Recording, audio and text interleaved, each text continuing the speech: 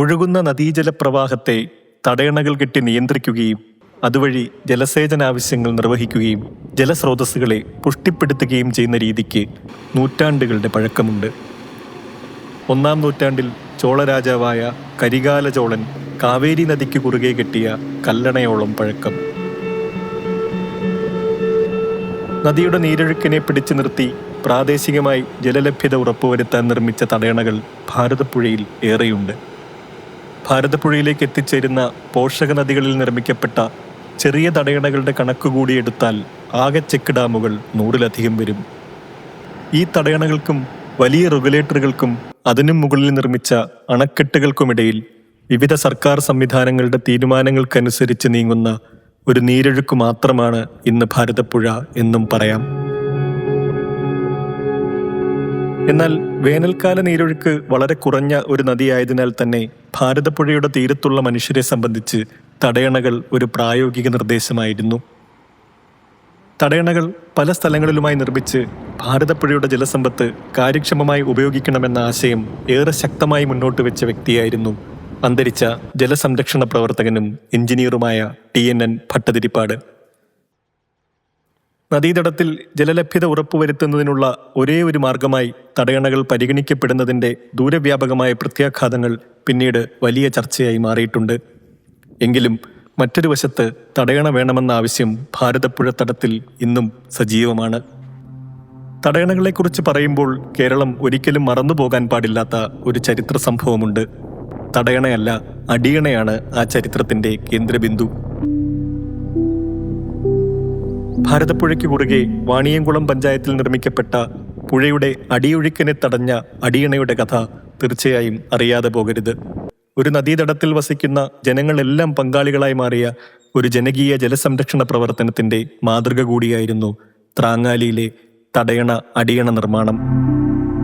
കൃഷിക്ക് പുഴയിൽ നിന്നും വെള്ളം കിട്ടാത്ത സ്ഥിതി വന്നപ്പോൾ ജനങ്ങൾ തന്നെ മണൽച്ചാക്ക് ചുമന്ന് കെട്ടിയുണ്ടാക്കിയ തടയണയുടെയും പിന്നീട് സാങ്കേതിക സഹായത്തോടെ അവർ തന്നെ പണിത അടിയണയുടെയും നിർമ്മാണം ത്രാങ്ങാലിയിൽ ഒരു ഉത്സവമായിരുന്നു. 96 ദേശങ്ങളുടെ പൂരമെന്നറിയപ്പെടുന്ന ത്രാങ്ങാലിക്കടുത്തുള്ള ആര്യങ്കാവിലെ പൂരത്തേക്കാൾ ആളുകൂടിയ ആ ഉത്സവകാലം ഓർമ്മിക്കുകയാണ് ജനകീയ ജലസംരക്ഷണ പ്രവർത്തനങ്ങൾക്ക് നേതൃത്വം നൽകിയ ത്രാങ്ങാലിയിലെ പൊതുപ്രവർത്തകരും കർഷകരും.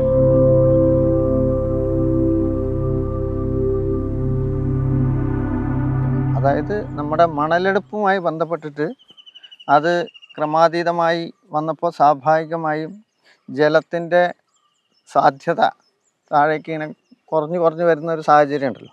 അപ്പോൾ അതിൻ്റെ ഭാഗമായിട്ട് ഇവിടെയുള്ള പൊതു രാഷ്ട്രീയ പ്രസ്ഥാനത്തിലെ ആളുകളും അതുപോലെ തന്നെ വായനശാല, ക്ലബ്ബുകൾ ഇവരുടെയൊക്കെ കൂട്ടായ്മയിലൂടെ ഒരു ചർച്ച നടക്കുകയും ആ ചർച്ചയുടെ അടിസ്ഥാനത്തിൽ നമുക്ക് നിളയെ ബന്ധിപ്പിച്ചുകൊണ്ട് ഏതാണ്ട് 300 മീറ്റർ ദൂരമാണ് ഇപ്പോൾ ഇതിൻ്റെ. ആ 300 മീറ്ററിൽ 1 അടി 2 അടി 1.5 അടി ഉയരത്തിൽ താൽക്കാലിക തടയണ, അങ്ങനെയാണ് ആ ഒരു ആശയം വരുന്നത്. അതിപ്പോൾ നമ്മൾ 95-ലെ O കുമാരൻ എന്ന് പറഞ്ഞ വാർഡ് മെമ്പറായിരുന്നു. അപ്പോൾ അവരുടെ കൂടി സഹായത്തോടു കൂടി ഈ പറഞ്ഞ ഒരു ആലോചന നടക്കുകയും അതിൻ്റെ അടിസ്ഥാനത്തിൽ ഇവിടുത്തെ സന്നദ്ധ പ്രവർത്തകർ ഒരു കമ്മിറ്റി, ജനകീയ കമ്മിറ്റി രൂപീകരിച്ചുകൊണ്ട് നാട്ടിലുള്ള വിവിധ ഏജൻസികൾ അതുപോലെ തന്നെ കരാറുകാർ, കെട്ടിട നിർമ്മാണവുമായി ബന്ധപ്പെട്ട ആളുകൾ ഇവരെയൊക്കെ സമീപിച്ച് ഈ ചാക്ക് സംഭരിക്കുക. ആ ചാക്ക് ജനകീയമായിട്ടാണ് സംഭരിക്കുന്നത്. ഏതാണ്ട് 30,000 ചാക്ക് നമ്മൾ സംഭരിച്ചു. ഈ 30,000 ചാക്ക് വെച്ചിട്ടാണ് നമ്മൾ ഇതിൻ്റെ ഒരു പ്രാരംഭ പ്രവർത്തനം എന്നുള്ള നിലയ്ക്ക് 3 ദിവസങ്ങളിലായിട്ട് നാട്ടിലൊരു 3,000-4,000-ഓളം പ്രവർത്തകരുടെ ഇടപെടലിൻ്റെ ഭാഗമായി ഈ മണൽ നിറയ്ക്കുകയും അത് തുന്നിക്കെട്ടി 4-ാമത്തെ ദിവസം നമ്മൾ ഇതിൻ്റെ പ്രാരംഭ പ്രവർത്തനം തുടങ്ങുകയും ചെയ്തു. ആൾക്കാർക്ക് അതിൻ്റെ ഒരു ഗുണം അനുഭവിച്ചു. ഇവിടെ വെള്ളം കെട്ടി നിന്ന് അടുത്തുള്ള കിണറുകൾക്കൊക്കെ അതിൻ്റെ ഒരു വ്യത്യാസം അനുഭവപ്പെടാൻ തുടങ്ങി. ആ സമയത്ത് നമുക്ക് ഇവിടെ പച്ചക്കറി കൃഷി, അതിന് വെള്ളം ഉപയോഗിക്കാൻ തുടങ്ങി. അങ്ങനെ പാടത്തേക്ക് അടിക്കുമ്പോൾ ഇവിടുത്തെ അടുത്തുള്ള പ്രദേശങ്ങളിലെ കിണറുകളിലൊക്കെ വെള്ളം വരുന്നൊരു ഇതായി. അപ്പോഴാണ് ഇത് സ്ഥിരം തടയണ വന്നു കഴിഞ്ഞാൽ നമുക്ക് കൂടുതൽ ഗുണകരമാവും എന്നുള്ളൊരു ഇതിലേക്ക് നമ്മൾ ആലോചന പോയി. അതിന് ശേഷമാണ് ഈ 2000-2001 കാലത്താണ് നമ്മുടെ പെർമനൻ്റ് അടിയണ. അപ്പോൾ അന്നും ഈ പറഞ്ഞ പോലെ തടയണ അടിയണ ഇങ്ങനെ രണ്ട് ചർച്ചകളുണ്ടായി. പല ഭാഗത്തും തടയണയാണ്, ഇവിടെ അടിയണയാണ്. ഈ അടിയണ എന്ന് പറയുന്നത് അടിയിലൂടെ വരുന്ന ജലത്തെ തടഞ്ഞു നിർത്തി പാർശ്വഭാഗങ്ങളിലേക്ക് ജലത്തെ വിന്യസിപ്പിച്ചുകൊണ്ട് നിലവിലുള്ള ഉറവകൾ ക്ലിയറാക്കിക്കൊണ്ട് കിണറുകൾ ഭൂമിയിലൊക്കെ വെള്ളം ഉണ്ടാക്കാം. ഇതാണ് ഇതിൻ്റെ ഒരു സാങ്കേതിക വിദ്യ. ഇത് ഏതാണ്ട് ഒരു 1.5 മീറ്റർ ഹൈറ്റേ ഉള്ളൂ. അല്ലാതെ മറ്റേ പോലെയുള്ള വലിയ തടയണകളല്ല അത്. നമ്മുടെ സിമെൻറ്റ്, പിന്നെ ഒരു ബെൻഡോനെറ്റ്, പിന്നെ രാജസ്ഥാൻ ക്ലേ എന്ന് പറയുന്ന ഒരു മണ്ണ്, ഇതൊക്കെ ഉപയോഗിച്ചുകൊണ്ട് ഫൗണ്ടേഷൻ ഇടാതെ, ഇപ്പോൾ 2 സ്ഥലത്തും പാർശ്വഭിത്തികൾ ഫൗണ്ടേഷൻ ഇല്ലാതെയാണ്. ഗാൽവനൈസ്ഡ് കമ്പിയുടെ ഉള്ളിൽ കല്ല് നിറച്ച് പെട്ടികളാക്കി അതിനെ പരസ്പരം ബന്ധിപ്പിച്ചുകൊണ്ട് ഈ അടിയണയെ സംരക്ഷിക്കുക എന്നാണ് ഇതിൻ്റെ സങ്കല്പം. ഏതാണ്ട് 30 ലക്ഷം രൂപയായിട്ട് ആണ് അതിൻ്റെ എസ്റ്റിമേറ്റ്. കമ്മ്യൂണിസ്റ്റ് പാർട്ടിയുടെ ലോക്കൽ കമ്മിറ്റി അംഗമായിട്ടുള്ള സഖാവ് ടി വിശ്വനാഥൻ, അവരാണ് ഇതിൻ്റെ കൺവീനറായി പ്രവർത്തിച്ചത്. അതുപോലെ തന്നെ കോൺഗ്രസിൻ്റെ ഒരു നേതാവായ KN രാമചന്ദ്രൻ എന്ന് പറയുന്ന ആളാണ് അതിൻ്റെ ചെയർമാൻ. ഞങ്ങൾ ഒക്കെ അന്നത്തെ കമ്മിറ്റി അംഗങ്ങളാണ്. അപ്പോൾ കക്ഷി രാഷ്ട്രീയത്തിന് അതീതമായി വികസന പ്രവർത്തനങ്ങൾ, അതിന് അന്നത്തെ ഒരു ഭാഷ എന്ന് പറയുന്നത് ഒരു കമ്മ്യൂണിസ്റ്റുകാരൻ്റെ തലയിൽ നിന്ന് ഒരു കോൺഗ്രസ്സുകാരൻ്റെ തലയിലേക്ക് മണൽച്ചാക്ക് നൽകുക, അത് കൈമാറുക എന്ന ഒരു പൊതു കാഴ്ചപ്പാട് ഉരുത്തിരിയുക എന്നതാണ് ഇതിൻ്റെ അടിസ്ഥാന ലക്ഷ്യം. ഈ കേരള സംസ്ഥാനത്തെ ഒട്ടുമിക്ക ആളുകളും പ്രഗത്ഭരായ ആളുകളും ഇവിടെ വന്നിട്ടുണ്ട്. അതുപോലെ തന്നെ ഇത് ഉത്സവമായിരുന്നു. ഇവിടെ നമ്മുടെ തോൽപ്പാവക്കുത്ത്, കഥകളി, അതുപോലെ തന്നെ പൊറാട്ട് നാടകം, അങ്ങനെയൊക്കെ ഉത്സവമായിട്ട് ഭക്ഷണം കഴിച്ച് അങ്ങനത്തെ വലിയ അന്തരീക്ഷത്തിലാണ് ഇവിടെ ഈ തടയണ ഉണ്ടാക്കിയത്. ഉദ്ഘാടനം കഴിഞ്ഞ് ആ വലിയൊരു വെള്ളം വന്നതിൻ്റെ ഭാഗമായി ഇത് ഈ താൽക്കാലിക ഭിത്തിയാണ് യഥാർത്ഥത്തിൽ താർന്നത്, അടിയണയല്ല താർന്നത്. അടിയണ എന്ന് പറഞ്ഞു കഴിഞ്ഞാൽ നമ്മൾ മണ്ണിൻ്റെ അടിയിലുള്ള സംഭവമാണ്, അതിന് തകർച്ചയൊന്നും വന്നിട്ടില്ല. ഇതേപോലെ പുല്ല് പിടിക്കുകയാണെന്ന് വെച്ചാൽ ഇത് പൊട്ടിപ്പോവില്ല എന്നാണ്. പുല്ല് പിടിക്കാനുള്ള ഗ്യാപ്പ് കിട്ടിയില്ല. ഇതുപോലെ പുല്ല് നിൽക്കുന്നിടത്തിലൊക്കെ സ്ട്രോങ്ങാ. അത് നമ്മളിത് ഉദ്ഘാടനം ചെയ്ത് വലിയ താമസമില്ലാതെ തന്നെ വലിയൊരു മഴ, 2 കരി മുട്ടി ഒഴുകുന്ന തരത്തിലുള്ള മഴ, അല്ല ഉദ്ഘാടന ദിവസം തന്നെ ചെളി വന്ന് ഈ നെറ്റിലെല്ലാം കല്ലിന്റെ ഇടയിലെല്ലാം നിന്ന് അങ്ങനെയാണ് ഇത് സ്ട്രോങ് ആക്കുന്നത്. അതിനുള്ള സാവകാശം കിട്ടിയില്ല. അതിന് സാവകാശം കിട്ടിയ സ്ഥലങ്ങളിലൊക്കെ ഒരിളക്കും ഇല്ലാതെ പുല്ല് കെട്ടി നിൽക്കുന്നുണ്ട്. അങ്ങനെയാണ് ഇതിനെ പ്രകൃതിദത്തമായിട്ട് ഇതിനെ തടഞ്ഞു നിർത്തുന്നത്. അങ്ങനെയൊക്കെയാണ് ഇതിന്റെ. ഈ തടയണ വരുന്നതിന്റെ മുന്നേ വെള്ളം വറ്റിയിരുന്നു, ഒരുപാട് ദൂരെ പോയിട്ടാണ് വെള്ളം കൊണ്ടുവന്നത്. ഇപ്പോൾ അത് വേണ്ട, ഈ ഭാഗത്തുള്ള എല്ലാ കിണറിലും എല്ലാ എല്ലും വെള്ളമുണ്ട്. ത്രാങ്ങാലിയിൽ പുഴയ്ക്കപ്പുറം തൃശൂർ ജില്ലയിലെ പാഞ്ഞാൾ പഞ്ചായത്താണ്. മണലെടുപ്പ് അതിരൂക്ഷമായി നടന്ന കാലത്ത് പാഞ്ഞാളിലെ കടവുകൾ മണൽ ലോറികളുടെ വിഹാര കേന്ദ്രമായിരുന്നു. ആ മണലെടുപ്പ് കൂടിയാണ് ത്രാങ്ങാലിയിൽ പുഴ ഇടിഞ്ഞു താഴാൻ കാരണമായി മാറിയത്. പതിറ്റാണ്ടുകളായി കർഷകർ ആശ്രയിച്ചിരുന്ന ലിഫ്റ്റ് ഇറിഗേഷൻ പദ്ധതിയെയും അത് സാരമായി ബാധിച്ചു. ത്രാങ്ങാലിയിൽ ഒരു 3 പൂല് കൃഷി ചെയ്യുന്ന ഒരു ഗ്രാമമാണ്. ഇവിടുത്തെ നമ്മുടെ പാർട്ടിയുടെ ഏറ്റവും സമുന്നതനായ ഒരു നേതാവ്, കർഷകരുടെ നേതാവായിട്ടുള്ള വാമനൻ നമ്പൂതിരി, അദ്ദേഹം പല രീതിയിലും പല സ്ഥലത്തു കൂടി നടന്നു പോകുമ്പോൾ ത്രാങ്ങാലിയിലെ ഈ കൃഷി സംരക്ഷിക്കുന്നതിന് വേണ്ടി വെള്ളം കിട്ടാത്തൊരു അവസ്ഥയാണ്. അപ്പോൾ ആ അവസ്ഥ എങ്ങനെ പരിഹരിക്കും എന്ന രീതിയിലാണ് അന്ന് ഈ ലിഫ്റ്റ് ഇറിഗേഷന് വേണ്ടിയിട്ട് വലിയ രീതിയിലുള്ള ഒരു ശ്രമം നടത്തിയത്. അതിൻ്റെ ഭാഗമായിക്കൊണ്ട് 75 കാലഘട്ടത്തിൽ അദ്ദേഹം സൗജന്യമായിട്ട് ഇതിന് സ്ഥലം കൊടുത്ത് ആണ് അത് നേടിയെടുത്തത്. ആദ്യമായിട്ട് ത്രാങ്ങാലിയിലേക്ക് കറണ്ട് വന്നത് ഈ ഇറിഗേഷൻ്റെ ഈ പമ്പ് ഹൗസിലേക്കുള്ള ലൈനാണ്. ഏകദേശം ഒരു 600 ഹെക്ടർ, കാരണം വെച്ചാൽ കാരക്കാട് പാടം കൂടി ഉണ്ട്.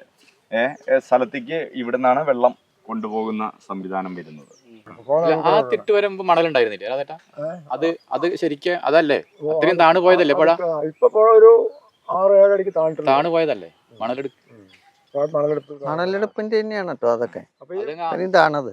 അപ്പൊ അതാ കാണുന്നില്ലേ തിട്ട്, ആ അതുവരെ പമ്പ് ഹൗസിന്റെ എൻഡ് വരെ മണലുണ്ടായിരുന്നു, ആ പടവിന്റെ എൻഡ് വരെ.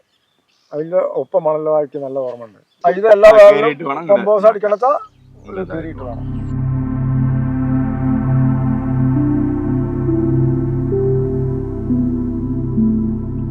ജനകീയമായി നിർമ്മിച്ച തടയണയും അടിയണയുമെല്ലാം തകർന്നുപോയെങ്കിലും അടിയണയോ തടയണയോ ഏതെങ്കിലും ഒന്ന് ത്രാങ്ങാലിയിൽ വീണ്ടും ഉയരണമെന്ന് കർഷകർ ആഗ്രഹിക്കുന്നുണ്ട്.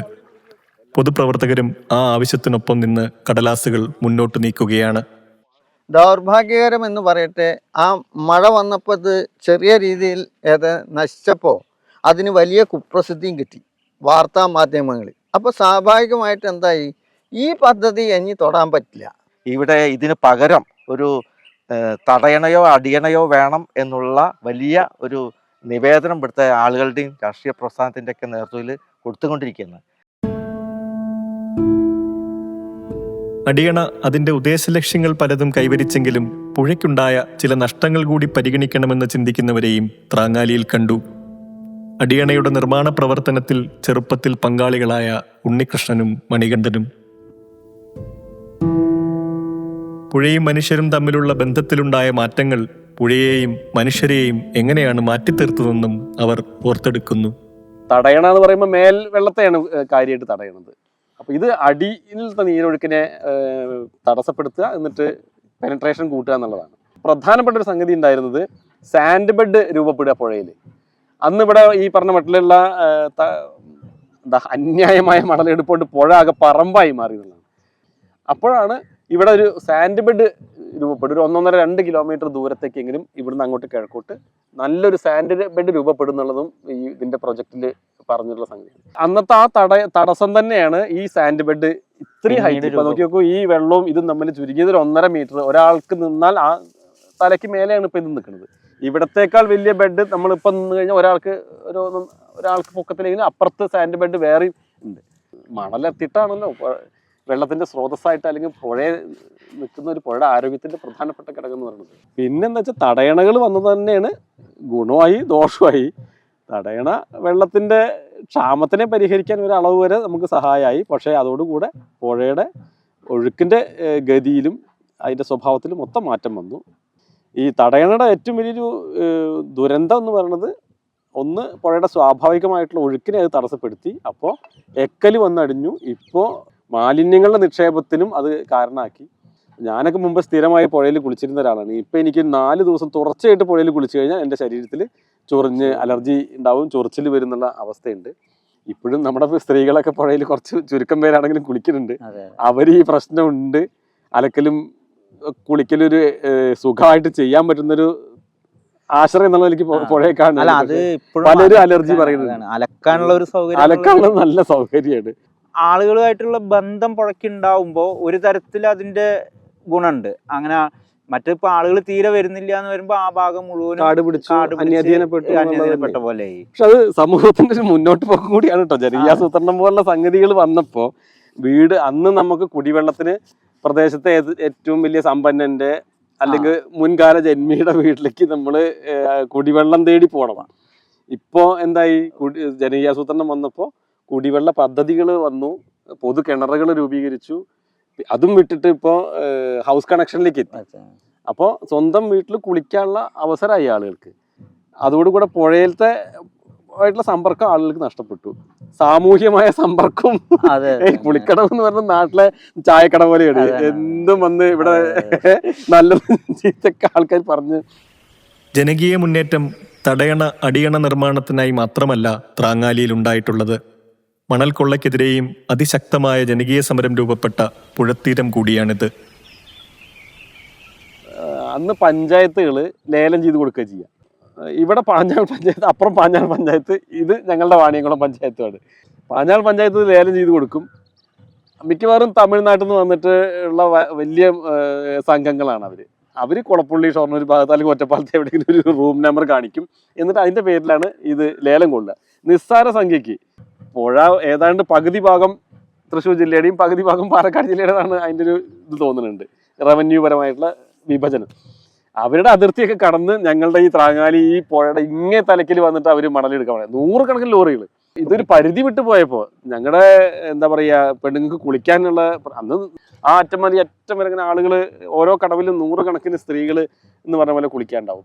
അതിനൊക്കെ തടസ്സപ്പെടുത്തുന്ന രൂപത്തിൽ ഈ മണൽപ്പണികൾ ഇങ്ങനെ നടന്നുകൊണ്ടിരിക്കുക. അപ്പോൾ അവരുടെ അത് 1. 2 പാരിസ്ഥിതികമായിട്ടുള്ള ജനങ്ങളുടെ ഒരു ബോധം തന്നെയാണ്. നമ്മുടെ വിഭവമാണ് ഇത് കൊള്ളയടിച്ച് പോകണമെന്നുള്ളത് ഇതാക്കി. അപ്പോൾ കിണറുകളിലെ വെള്ളം വലിയാൻ തുടങ്ങി എന്നൊക്കെ ഉള്ളത് ആളുകളെ അലോസരപ്പെടുത്തി. ഇതിങ്ങനെ വിട്ടാൽ പറ്റില്ല എന്നുള്ള തോന്നൽ അങ്ങനെയാണ്. അപ്പോൾ പൊള്ളിയപ്പോഴാണ് അതിപ്പോൾ ഈ ത്രാങ്ങാലി മാമന്നൂരുള്ള ഭാഗത്തുള്ള ആളുകൾ ഒന്നിച്ച് വലിയൊരു മൂവ്മെൻ്റായി വരിക. ആരും സംഘടിപ്പിക്കാൻ ആരും പെട്ടെന്ന് അങ്ങനെ ഇടപെട്ടിട്ടൊന്നുമല്ല.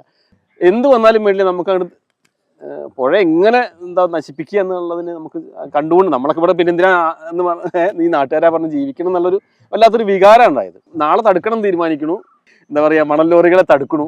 ഈ തൊഴിലാളികളൊക്കെ തന്നെ ഈ നാട്ടുകാരാ, ഈ പ്രദേശത്ത് അവര് നാട്ടുകാരെ ആക്രമിക്കാൻ വേണ്ടി വരുന്നു. കാരണം അവർക്ക് കൂലിയാണ്, തൊഴിലാണല്ലോ അത്. വല്ലാത്തൊരു സംഘടന ഉണ്ടായില്ല. അപ്പോൾ ജനങ്ങൾ 1-2 ദിവസം അങ്ങനെയൊക്കെ തടുക്കലും പ്രതികരണം ഉണ്ടായി. നിങ്ങൾ പാഞ്ഞാൾ പഞ്ചായത്തിന്റെ അതിർത്തി നിന്ന് എടുത്തോളൂ, നമ്മുടെ ഇവിടെ പുഴയുടെ പകുതി നിങ്ങൾക്ക് കടക്കാൻ പറ്റില്ല എന്ന് പറഞ്ഞ് ആക്കി 100 കണക്കിന് ആണും പെണ്ണും കുട്ടികളും ഒക്കെ പാടെ വന്നിട്ടാണ്.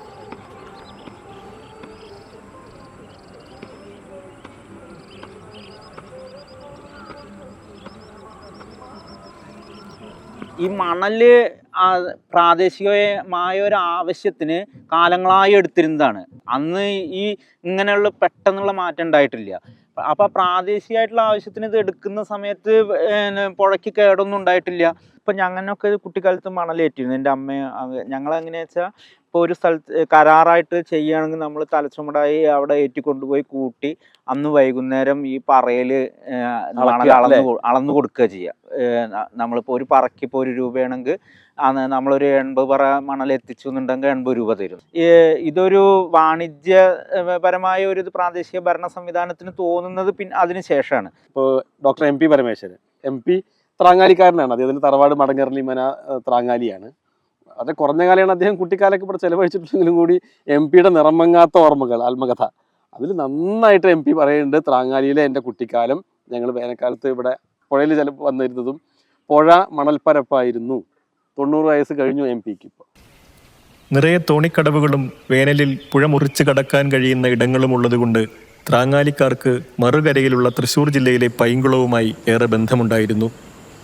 മറവിയുടെ ആഴങ്ങളിലേക്ക് പോകാത്ത ആ പുഴയോർമ്മകളുമായി എന്നും പുഴക്കരയിലെത്തുന്നവർ ത്രാങ്ങാലിയിൽ ഏറെയുണ്ട്. 82 വയസ്സ് പിന്നിട്ടിട്ടും ഒരു ദിവസം പോലും മുടങ്ങാതെ പുഴയിൽ കുളിക്കാനെത്തുന്ന ബാലാമണി അക്കൂട്ടത്തിലൊരാളാണ്. ദിവസം പോയി രാവിലെ പോയി കുളിച്ച് പോരും. പിന്നെ അതിൻ്റെ മുമ്പിൽ ഞങ്ങളുടെ പുഴയിൽ കൂടെ ഞങ്ങളുടെ അമ്മാവൻ്റെ വീട്ടിൽ പോകണമെങ്കിൽ മനുഷ്യരിയാണ്, പുഴ കടന്ന് പോകണം. അന്ന് ഭാരതപ്പുഴ നല്ല പുഴയായിരുന്നു, നല്ല കടവ് കല്ല്. ഇന്നിപ്പോൾ അതൊന്നുമില്ല, ഒക്കെ കുത്തിയൊലിച്ച് പോയി. അതന്നെ, നല്ലൊരു പടവും ഒക്കെ ഉണ്ടായിരുന്നു, ഒക്കെ പോയി, ഒന്നുമില്ല. ഇപ്പോൾ വെള്ളച്ചപ്പം കുറേയൊക്കെ പടവൊക്കെ പോയി. ഇപ്പം ഞങ്ങൾ കുറേ അങ്ങോട്ട് പോകണം, ഒക്കെ പുല്ലും കാടൊക്കെ കെട്ടിയിട്ടുണ്ട്. ഇപ്പം നമ്മുടെ മരുമക്കൾ 2-3 ആൾ അവരും പുഴയിൽ പോവും. പിന്നെ ഇവിടുത്തെ അടുത്തുള്ള കുട്ടികളൊക്കെ ഉണ്ട്, അവരും ഇറങ്ങും. രാവിലെയൊക്കെ കുറച്ച് ആൾക്കാരൊക്കെ ഇറങ്ങും. മഴക്കാലത്ത് ഇതുവരെ വരും വെള്ളം, അപ്പോഴും ഇറങ്ങും, ഒന്നും മുടങ്ങില്ല. നീന്താൻ പോവൊന്നുമില്ല, ഞങ്ങൾ ഇറങ്ങി കുളിച്ചു പോരും. നീന്താനൊന്നും വയ്യപ്പോൾ.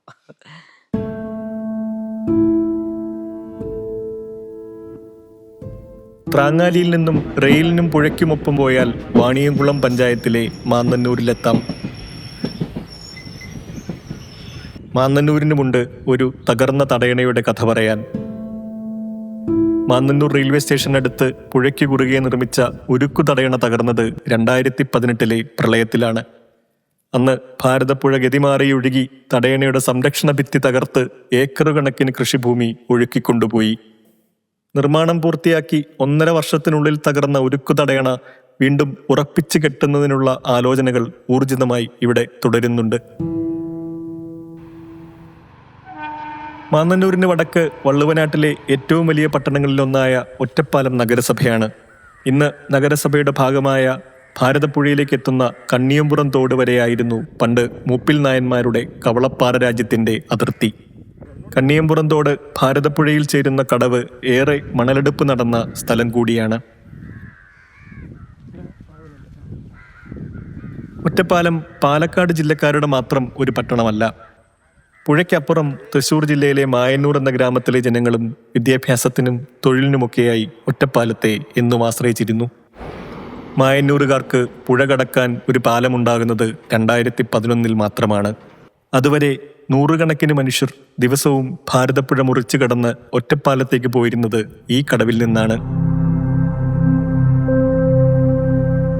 കുത്തൊഴുക്കിന്റെ കാലത്തും കടത്തുവഞ്ചികൾ ഇരുകരകളെ കൂട്ടിമുട്ടിച്ച മായന്നൂർ കടവ്. അന്ന് തോണി കുത്തിയവരും കടത്ത് നടത്തിയവരും തോണി കടന്നുപോയവരും പുഴയോർമ്മകൾ പങ്കുവെച്ചുകൊണ്ട് ഒരിക്കൽ കൂടി മായന്നൂർ കടവിൽ കൂടിച്ചേർന്നു. എനിക്ക് ഓർമ്മ വെക്കുന്ന കാലം തൊട്ടേ കടത്തുണ്ടായിരുന്നു. ഇത്രയും വലിയൊരു പാലം ഇവിടെ ഉദ്ഘാടനം ചെയ്യണം അതുവരെയും കടത്ത് നടത്തിയിരുന്ന 10 വർഷം ലാസ്റ്റ് ഞങ്ങൾ തന്നെയായിരുന്നു നടത്തിയിരുന്നത്. 2 വലിയ തോണി ഉണ്ടായിരുന്നു. അത് ഓടിപ്പിക്കാൻ പഴയ കാലങ്ങളിലൊക്കെ കൈക്കരുത്ത് ഉപയോഗിച്ചിട്ടാണ് അത് മെയിൻറ്റെയിൻ ചെയ്തിരുന്നത്. പിന്നെ അവസാന കാലഘട്ടങ്ങളായാലും യമഹയുടെ മോട്ടോർ ഓടിപ്പിച്ചിട്ടാണ് അത് കൊണ്ടു നടന്നിരുന്നത്. ഞാൻ ഇവിടെ തോണി എത്തിയിരുന്ന ഒരു 20-22 വയസ്സ് മുതൽ. അന്ന് തോണിത്തെന്ന് പറഞ്ഞാൽ വേറെ ആൾക്ക് തോണിത്തുമ്പോൾ അവരൊന്ന് തോട്ടി വാങ്ങിയിട്ട് കുത്തി പഠിക്കുകയായിരുന്നു. അന്ന് വൈകുന്നേരം വരെ തോണി കുത്തി പഠിച്ചിട്ടുണ്ടെങ്കിൽ 3 ഉറുപ്പ്യ കിട്ടും.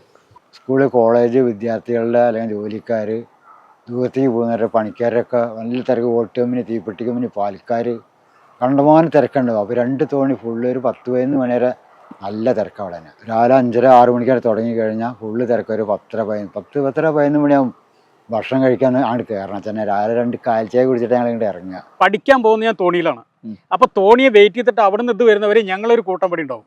ഈ കൂട്ടം ശരിക്കും നല്ല സൗഹൃദ ബന്ധമാണ്. എല്ലാവരും ചേർന്ന്, അതായത് ഈ മായന്നൂരിൽ അറിയാത്ത ആൾക്കാർ ഇല്ലാത്തൊരവസ്ഥ ഈ ഭാരതപ്പുഴ അന്ന് നമുക്ക് തന്നുണ്ട്. ഈ റെയിൽവേ സ്റ്റേഷനിലേക്ക് വണ്ടിക്ക് പോകാൻ വേണ്ടി നിത്യം ഞങ്ങൾ കടന്നിരുന്നതാണ്. അന്ന് തോണി വാട്ടർ ലെവല് റെയിൽ വക്കത്ത് വരെ ഉണ്ടായിരുന്നു. കറക്റ്റായിട്ട് പോകാമായിരുന്നു. അവിടെ കൊണ്ടുവിടുമായിരുന്നു ഞങ്ങളെ. പാലക്കാട് നിന്ന് വണ്ടി കയറി, അന്ന് ഡീസൽ എഞ്ചിനല്ല, കരിവണ്ടിയാണ്. കരിവണ്ടി കയറ്റി ഇവിടെ ഇറങ്ങിയിട്ട് ഓടി പിടിച്ച് വരുമ്പോഴേക്കും ഞങ്ങളെ കാത്തു നിൽക്കുന്നുണ്ടോ. ഞങ്ങൾ ഇവിടുന്ന് 3 പേരുണ്ട്, ഒരു ലേഡിയുണ്ട്. എത്ര വൈകിയാലും ഞങ്ങളെ കടത്തി വിട്ടിട്ട് അവർ പോകുമായിരുന്നു. അതൊരു വലിയ ഇൻട്രാക്ഷനായിരുന്നു. അവരങ്ങോട്ടും ഇങ്ങോട്ടും മനസ്സിലാക്കിയിരുന്നു. 10-15 ബസ് വരും പണ്ട്. മായന്നൂർ കടവിൽ വരും. ഒരു 9:30 വരുന്ന ബസ്സാണ്. ആ ബസ്സിൽ ജനങ്ങൾ ഒരുപാട് 90 ജനങ്ങൾ വരും. ഇത്രയും ജനങ്ങളെ ഞങ്ങൾ ഏറ്റി പോകും. അത്ര ആളും കയറി ഞാൻ കയറ്റി കൊണ്ടുപോകും. ഞാൻ കൊണ്ടുപോകും. കിഴക്കോട്ട് പോകുമ്പോൾ ഒരു 30 മിനിറ്റ് 20 മിനിറ്റ് ഒക്കെ വരും. ചിലപ്പോൾ കേട്ടു പോയാൽ 1 മണിക്കൂറും പിടിക്കും. നല്ല കുത്തൊഴുക്കുള്ള സമയത്ത് കണ്ടമാനം നല്ല മണൽ വരും. ഇപ്പോൾ മണൽ വരെയുള്ള ഒരു ഗ്യാപ്പിൽ ഇപ്പോൾ കംപ്ലീറ്റ് തടസ്സമായി. മന്തിക്കാടും പുല്ലും കാരാണ്. ഇത്ര ഇല്ലെങ്കിലും ഇതിൻ്റെ ഒരു 80% അന്നായപ്പോഴും അത് വർക്ക് ചെയ്യാനൊക്കെ ഭയങ്കര ബുദ്ധിമുട്ടായി തോന്നി. ഒരു കര, ഒരു കുന്ന്, അല്ലെങ്കിൽ ഒരു താഴ്ച വരുമ്പോൾ നമ്മൾ ഒരു പകുതി ആളുകളെ ഇറക്കുക, പിന്നെ വേറൊരു തോണിയിൽ കയറ്റുക. പുഴയുടെ രൂപം മാറിയപ്പോൾ തോണിക്കാർക്ക് ബുദ്ധിമുട്ടായത്. കുറേ ലോറികൾ ആ വഴി കൂടെ പോയി അവിടെ ഒരു ചുടുകാടുണ്ട്. ചുടുകാടിൻ്റെ അവിടെ താഴോട്ടിറങ്ങി മണൽ കോരി അവിടുന്ന് മണൽ കോരി ഇവിടെ വരെ വന്നിട്ടുണ്ട്. അതിനുശേഷമാണ് പാലം വന്നത് തന്നെ. പാലം വരുന്നവരെയും മണൽ ഊറ്റിയിരുന്നു. അതിന് കോൺട്രാക്ട് പഞ്ചായത്തുമായിട്ടും ഒറ്റപ്പാലം മുനിസിപ്പാലിറ്റിയുമായിട്ടും നല്ല ടൈപ്പ് ഉണ്ടായിരുന്നു. കൊണ്ടാഴി പഞ്ചായത്തിൽ മണലെടുപ്പുണ്ടായിരുന്നു. ഒറ്റപ്പാലം മുനിസിപ്പാലിറ്റിയുടെ മണലെടുപ്പുണ്ടായിരുന്നു. അത് ആ റെയിലിൻ്റെ അതിൻ്റെ അടിയിൽ കൂടെ വഴിയുണ്ട്. അത് കൂടെ കയറിയിട്ടാണ് മണലെടുപ്പ്. ഒരു ദിവസം 100 ലോഡ് വരെ കയറിപ്പോയായിരുന്നു. ഇവിടെ ലോറികൾ കുറച്ച് കാലം ഇറങ്ങിയിട്ടുണ്ടായിരുന്നു. പിന്നെ അത് നിർത്തി. ഇവിടെ ഈ പമ്പ് ഹൗസിൻ്റെ വെള്ളത്തിന് പ്രശ്നം വരുന്നുള്ളൊരു കാരണം കൊണ്ട് ഇവിടെ നിന്ന് നടന്നു പോയിട്ട് ഇതിന് മുകളിലേക്ക് കയറിയിട്ടുണ്ട്. ആ സ്ഥാനത്ത് ഇപ്പം അതിന് മുകളിലേക്ക് കയറണമെന്ന് വെച്ചാൽ നമ്മൾ ചെറിയ കോണി ഉണ്ടാക്കണം. അതാണ് ഇപ്പം അതിൻ്റെ എന്താ കംപ്ലീറ്റ് മണൽ ഇവിടെ നിന്ന് പോയി. അന്ന് ഈ സാധനം അത്ര താണിട്ടില്ല. ഇതിനൊപ്പം അങ്ങനെ മണലുണ്ടായിരുന്നു. പിന്നെ മുകളിൽ നിന്ന് കണ്ടമാനം വെള്ളം വന്നാലും മുകളിൽ ചെക്ക് ഡാം ഉണ്ടാവുകൊണ്ട് പിന്നെ ഈ മൊന്തയും കാടും കെട്ടിക്കിടക്കുകൊണ്ട് അവിടെ നിന്ന് മണൽ വന്നിട്ട് അടിയുള്ള ഗ്യാപ്പ് ഇല്ല. ഇപ്പോൾ സാധാരണഗതിയിൽ തൊഴിൽ കമ്മിയുള്ള കാലഘട്ടം. പിന്നെ യൂണിയൻകാരുടെ പ്രശ്നങ്ങൾ. യൂണിയൻകാർക്ക് വേറെ വരുമാനമൊന്നുമില്ല. അപ്പോൾ മണലെടുക്കുമ്പോൾ അതുകൊണ്ട് ഒരു ആദായം കിട്ടും അവർക്ക്. പിന്നെ പഞ്ചായത്തിന് വരുമാനം കിട്ടും. അന്ന് പഞ്ചായത്തിന് ഇന്നും ഇല്ല. പഞ്ചായത്തിന് കൊണ്ടാഴി പഞ്ചായത്തിനെ സംബന്ധിച്ച് സ്വന്തമായിട്ട് വരുമാനം ഉണ്ടാക്കുന്ന ഒരു പദ്ധതിയും ആ പഞ്ചായത്തിനില്ല. അപ്പോൾ ആകെ കിട്ടുന്നത് ഈ വരുമാനം കൊണ്ടാണ്. അങ്ങനെ കുറേ വികസനങ്ങൾ നടക്കാൻ ഈ ഇത് ഉപയോഗിച്ചിട്ടുണ്ട് പല കാര്യങ്ങളും. പിന്നെ ആർക്കൊരു 10 ഏക്കർ മണൽ വേണം പറഞ്ഞിട്ടുണ്ടെങ്കിൽ ഇവിടെ നിന്ന് ഏറ്റിട്ട് അവിടെ എവിടെയെങ്കിലും കൊണ്ടുകൊടുത്താൽ നമുക്കൊരു 10-250-300 ഉറുപ്പ്യ നമുക്ക് ചെറുതായിട്ട് കിട്ടും. ഒരു പണിയില്ലയെന്ന് വെച്ചിട്ടുണ്ടെങ്കിൽ. അല്ല, അത് അറിഞ്ഞു കഴിഞ്ഞിട്ടുണ്ടെങ്കിൽ പ്രശ്നം എടുക്കാൻ മണലെടുക്കാൻ പോയി ഏറ്റി കൊണ്ടുപോകാൻ പാങ്ങില്ല. അറിഞ്ഞു കഴിഞ്ഞാൽ പഞ്ചായത്തിൽ ആരെങ്കിലും കണ്ടു കഴിഞ്ഞാൽ പോലീസിലേക്ക് വിളിച്ച് പറയും. വിളിച്ച് പറഞ്ഞാൽ അവർ കയ്യോടെ കൊണ്ടുപോകും ചെയ്യും. അത് എടുക്കാൻ പ്രശ്നം ഇവിടെ നിന്ന് എടുക്കില്ല. താഴത്തെ ലോറി ഇറങ്ങുന്ന ആ ഭാഗത്തെ ഉടക്കലും വീട്ടുള്ളിലേക്ക് എടുക്കാൻ ചാടിക്ക് എടുക്കുക. അങ്ങനെയാണ് അന്നത്തെ കാലം. അപ്പോൾ പിന്നെ അതിപ്പോൾ ആരും കോരുന്നില്ല ഇപ്പോൾ അത്. പിന്നെ ചെക്ക് ഡാമുകൾ വന്നു. ചെക്ക് ഡാമുകൾ വന്നതും കുറേയൊക്കെ ഗുണം ചെയ്തിട്ടുണ്ടെങ്കിലും പൂർണ്ണമായിട്ട് അതിൻ്റെ ഇത് നടത്താൻ കഴിഞ്ഞിട്ടില്ല. പാലപ്പുറം മീറ്റിന ഭാഗത്ത് ചെക്ക് ഡാം വന്നിട്ടുണ്ട്. ആ ചെക്ക് ഡാമിൻ്റെ സ്ഥിതി എന്ന് വെച്ചാൽ ഇത് ഈ അമ്പലപ്പാറ ഏരിയയിലേക്കുള്ള വെള്ളത്തിൻ്റെ ശുദ്ധജല വിതരണത്തിന് വേണ്ടി ഉണ്ടാക്കിയിട്ടുള്ളതാണ് ആ ചെക്ക് ഡാം. അത് സാധാരണഗതിയിൽ വെള്ളം കാലവർഷം തുടങ്ങുന്നതിന് മുമ്പ് തുറന്നു വിടണം. അല്ലെങ്കിൽ എന്ത് ചെയ്യും, അത് അടച്ചിട്ട് കഴിഞ്ഞിട്ടുണ്ടെങ്കിൽ അതിൽ മണൽ വന്ന് വരും. അങ്ങനെ ഒരു സ്ഥിതി അവിടെ ഉണ്ട്. ഇത്തവണ പോലും അത് തുറക്കാനോ അത് വേണ്ട വിധത്തിൽ കൈകാര്യം ചെയ്യാനോ ഒരാൾ ഉണ്ടായിരുന്നില്ല. അത് പഞ്ചായത്തിനെ ഏൽപ്പിച്ചാൽ മതി. പ്രാദേശികമായ അവരെ ഏൽപ്പിച്ച് കഴിഞ്ഞാൽ അവർക്ക് കൃത്യമായിട്ട് മെയിൻറ്റെയിൻ ചെയ്യാൻ പറ്റും. അതിന് പകരം ഇറിഗേഷൻ ഡിപ്പാർട്ട്മെൻറ്റ് പോയി, അല്ലെങ്കിൽ മറ്റേ വാട്ടർ അതോറിറ്റിക്ക് പോയി. അതൊക്കെയാണ് ബുദ്ധിമുട്ട്. ഒറ്റപ്പാലത്ത് പുഴ ഇന്ന് കാട് മൂടപ്പെട്ട പറമ്പിനുള്ളിൽ പെട്ടുപോയ ചെറിയ നീരൊഴുക്ക് മാത്രമാണ്. മുകളിൽ മീറ്റ്നയിലും പറളിയിലും തടയണകളുണ്ട്. അവിടെ നിന്നും കവിഞ്ഞൊഴുകുന്ന വെള്ളത്തിന്റെ അവശേഷിപ്പിന് ഈ ഓവുചാൽ വീതി അധികമാകില്ല. നീരൊഴുക്ക് ഇനിയും മെലിഞ്ഞാൽ തടയണകളുടെ തന്നെ ഭാവി എന്തായിത്തീരും?